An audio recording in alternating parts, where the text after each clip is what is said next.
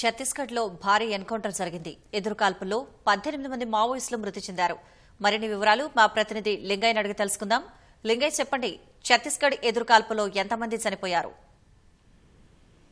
ఛత్తీస్గఢ్ లో మరోసారి ఎదురుకాల్పులతో దద్దరిల్లుతుందని చెప్పవచ్చు. బీజాపూర్ దంతెవాడ సరిహద్దుల్లో ఇవాళ తెల్లవారుజాము నుంచి దాదాపు 5 నుంచి 7 గంటల పాటు సాగిన భారీ ఎదురుకాల్పుల్లో ఇప్పటికే 18 మంది మావోయిస్టులు మృతి చెందినట్టు కూడా మనకు స్పష్టమైన సమాచారం ఉంది. ఈ మేరకు ఛత్తీస్గఢ్ పోలీసులు కూడా కాసేపటి క్రితమే ఒక అధికారిక ప్రకటన కూడా విడుదల చేశారు. మొత్తం ఈ ఎదురుకాల్పుల్లో 18 మంది మావోయిస్టులు మృతి చెందినట్టుగా కూడా ఛత్తీస్గఢ్ పోలీసులు వెల్లడించిన పరిస్థితుల్లో ప్రధానంగా బీజాపూర్ జిల్లా అదేవిధంగా దంతెవాడకు సరిహద్దుల్లో ఇవాళ తెల్లవారుజాము నుంచి పోలీసు బలగాలకు అదేవిధంగా మావోయిస్టులకు హోరాహోరీగా ఎదురుకాల్పులు జరిగిన తర్వాత సంఘటన స్థలంలో భారీగా ఆయుధాలను అదేవిధంగా పేలుడు పదార్థాలను కూడా భద్రతా బలగాలు స్వాధీనం చేసుకున్నట్టుగా ఛత్తీస్గఢ్ పోలీసులు అధికారికంగా ధృవీకరించారు. ఈ ఎదురుకాల్పుల్లో మొత్తం 18 మంది మావోయిస్టులు ఇప్పటికే మృతి చెందినట్టుగా కూడా వాళ్ళ మృతదేహాలను కూడా గుర్తించినట్టుగా పోలీసులు వెల్లడిస్తున్న పరిస్థితి.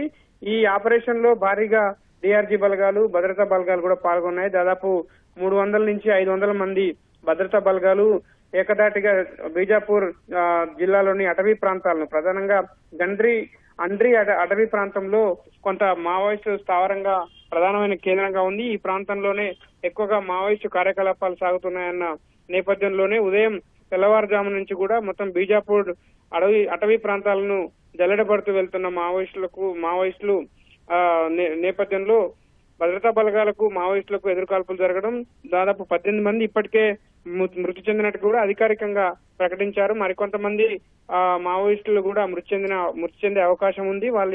వాళ్ళ మృతదేహాలను మాత్రం ఇంతవరకు గుర్తించలేదు.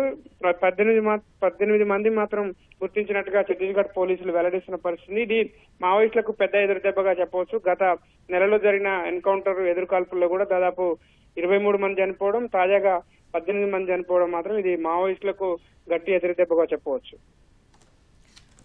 ధన్యవాదాలు లింగయ్య.